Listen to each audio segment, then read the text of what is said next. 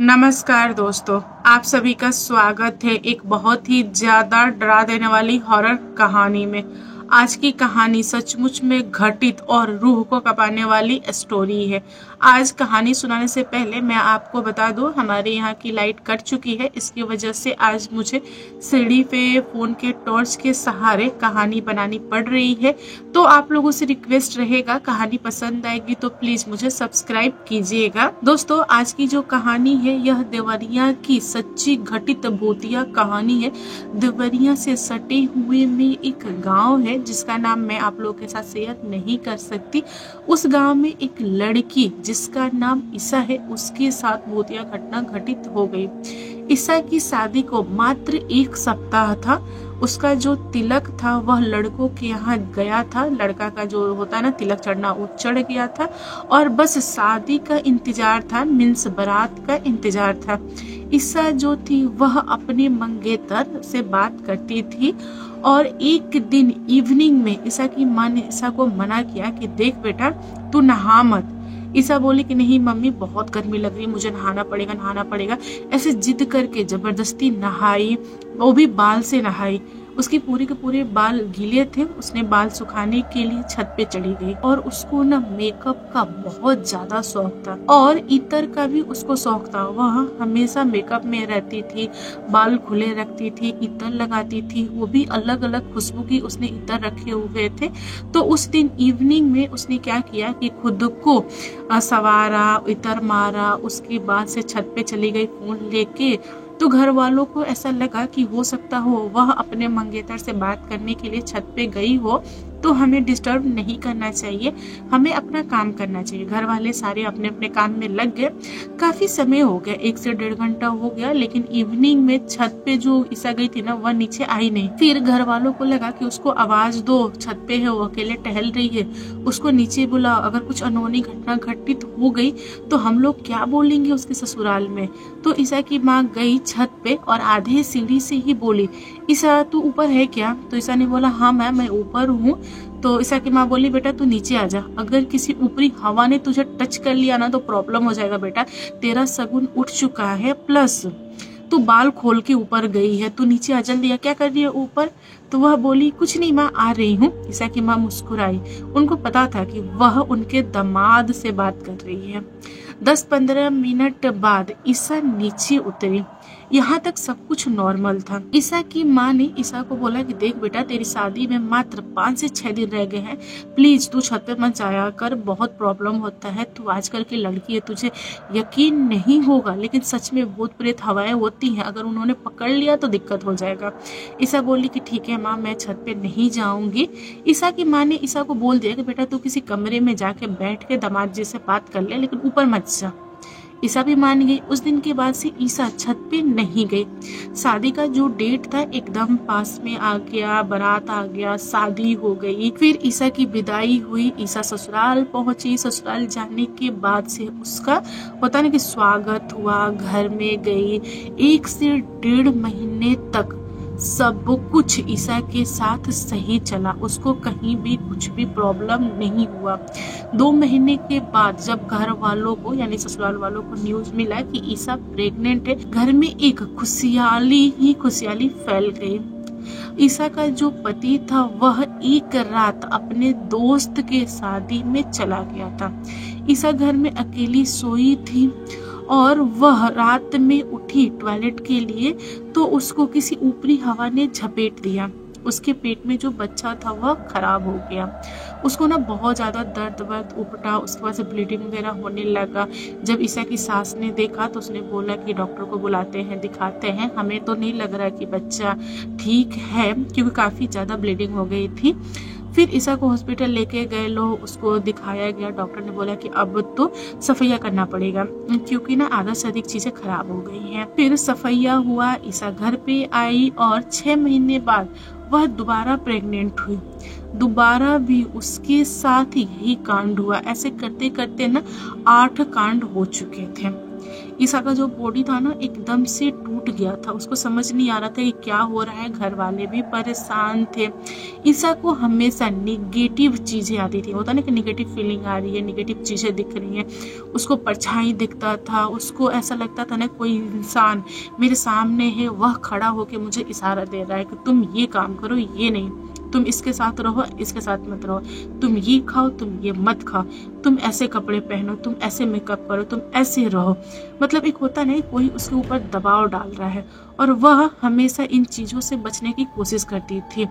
ईसा को लग गया था कि उसके पीछे कोई ना कोई है, यानी कोई आत्मा है, बट वह अपने पति से डर के मारे बोल नहीं पा रही थी। ईसा को डर था कि उसके पति को अगर पता चला तो वह उसकी सास को बोलेगा, और सास बोलेगी कि मैके से भूत प्रेत लेके आई है, और पति अच्छा खासा पढ़ा लिखा है, वह बिल्कुल भी विश्वास नहीं करेगा कि भूत प्रेत होता है। ईसा डरते डरते एक दिन अपने मैके में अपनी माँ को पूरी की पूरी कहानी सुनाई। उसकी माँ सर पकड़ ली और बोली कि बेटा तुझे पहले बताना चाहिए था, इतनी सारी चीजें तेरे साथ हो गई, मीन्स इतना सारा मिसकैरेज हुआ, ये सब नहीं होता, मैं देखती, मैं तुझे संभालती, तुमने नहीं बताई, ये तुम्हारी गलती है, चलो मैं तुम्हें किसी तांत्रिक के पास लेके चलती हूँ। उस दिन ईसा की माँ ने तांत्रिक का पता लगाया और तांत्रिक के पास लेके गई अपनी बेटी को। तांत्रिक ने ईसा को देखते से ही समझ गया कि इसके साथ बड़ा प्रॉब्लम है भाई, क्योंकि ईसा के साथ बहुत सारी घटनाएं हो गई थी और ईसा की माँ और ईसा दोनों ने तांत्रिक को कुछ भी नहीं बताया था।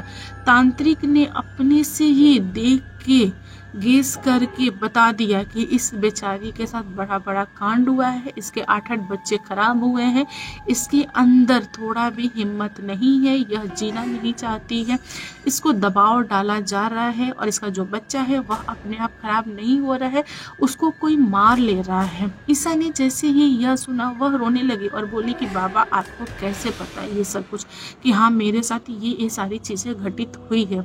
तांत्रिक मुस्कुराया और बोला कि बेटा जो कुछ भी होना था तेरे साथ हो चुका है, इसमें तेरी कोई गलती नहीं है, बट आगे कुछ नहीं होगा इसकी गारंटी मैं लेता हूँ।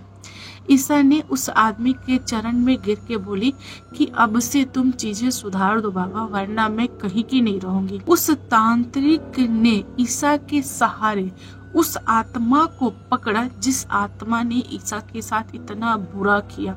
उस आत्मा को घसीट के ला के एक होता ना गोला सा बना के उसमें आत्मा को खड़ा किया और पूछा कि तुमने इसके साथ इतना बुरा क्यों किया, आखिर क्या बिगाड़ा था इस बच्ची ने तेरा।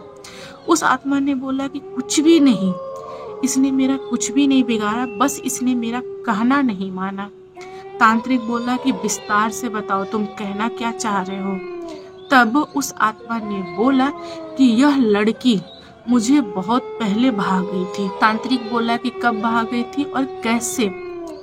आत्मा ने बताया कि देखो एक दिन मैं बसवाड़ में था और वहीं पे बैठ के इसको मैं देख रहा था। इसने क्या किया कि इवनिंग में पूरे के पूरे बाल खोल के, इतर मार के, मेकअप करके, हंस हंस के छत पे टहल रही थी, और मेरी नजर जब इसके ऊपर पड़ी तो मुझे यह भाग गई। मैंने कोशिश किया इससे बात करने का, इसको पकड़ने का, तब तक इसकी जो माँ थी इसको आवाज लगा दी और यह अपनी माँ की बात सुनने लगी और मुझे इसने इग्नोर कर दिया। अगर यह 2 मिनट देती ना तो मैं अपनी सारी फीलिंग इसको बता देता और यह मेरी होके रहती, इसको कहीं और जाना नहीं पड़ता। लेकिन इस लड़की ने मेरी बात सुनी नहीं। फिर भी मैंने इसका इंतजार किया कि यह अगले दिन छत पे चढ़ेगी, लेकिन यह छत पे आई नहीं। उसके अगले दिन भी नहीं आई। यह डायरेक्ट शादी करके किसी और के घर चली गई। जब इसका शादी हो रहा था, मतलब जब जयमाल हो रहा था, वह सब कुछ मैं बसवाड़ से देख रहा था। लेकिन दिक्कत ये हो गई थी कि बहुत सारे लोग थे और उनके सामने तो मैं आ नहीं सकता। मैं इशारा कर रहा था लेकिन इसने ध्यान नहीं दिया मेरे ऊपर। अगर ध्यान देती तो इसको समझ में आता कि मैं इससे कितना प्यार करता हूँ। मैं उस समय भी चाह रहा था कि शादी रुक जाए, बट यह बहुत ज्यादा खुश थी। इसने शादी किया, शादी करके ससुराल चली गई। मैं इसके गाड़ी के साथ साथ इसके ससुराल गया और इसके ससुराल के घर के पीछे जो पेड़ है, मैं उस पेड़ पे रहा। काफी समय तक इसका इंतजार किया कि यह कभी तो मुझे अकेले मिल जाए, लेकिन यह लड़की कभी भी मुझे अकेले नहीं मिली। कभी यह घर से बाहर निकलती ही नहीं थी।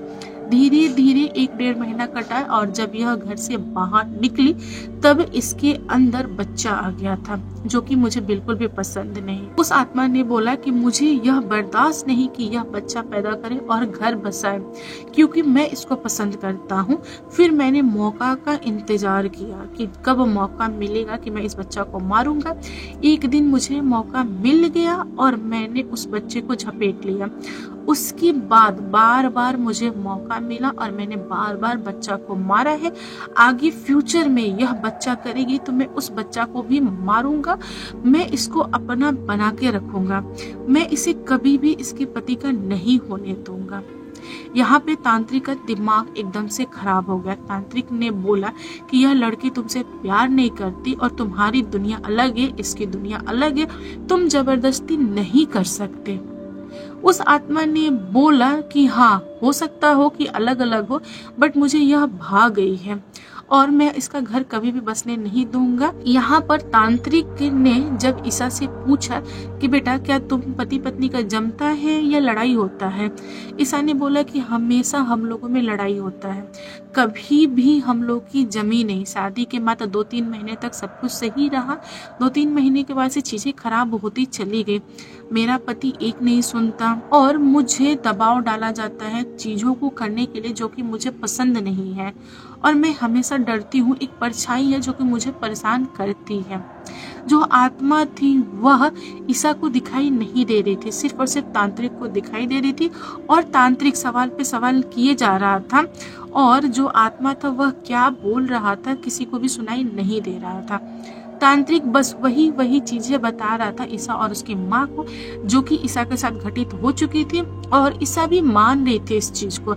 ईसा ने बोला कि बाबा कुछ भी हो, बस मुझे इससे छुटकारा दिला दो। तांत्रिक ने आत्मा को बोला कि देख भाई, तेरा इरादा क्या है आगे का बता, उसी हिसाब से मैं तेरे साथ पेश आऊंगा। उस आत्मा ने बोला कि देख ले भाई, तुझे जो करना है कर ले, लेकिन मैं इस लड़की को नहीं छोड़ सकता।